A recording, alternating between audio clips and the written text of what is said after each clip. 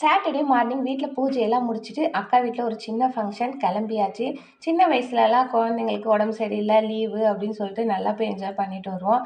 இவங்கலாம் பெருசாயிட்ட பிறகு இவங்களுக்கு லஞ்ச் பேக் பண்ணி, இவங்கள கவனிக்கிறதுக்கே நம்மளுக்கு கரெக்ட்டா இருக்கு.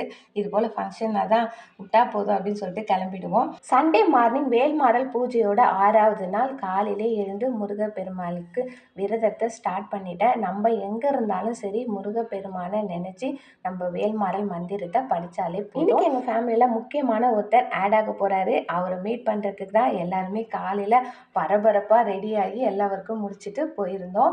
இப்போ நாங்கள் போகிற காரில் வந்து முருகரோட வேல் கூடவே வந்திருந்தது. எனக்கு அவ்வளோ ஒரு பிளெஸ்ஸிங்காக இருந்தது. போன விஷயம் வந்து நல்லா சூப்பராக சக்ஸஸாகவே முடிஞ்சுது.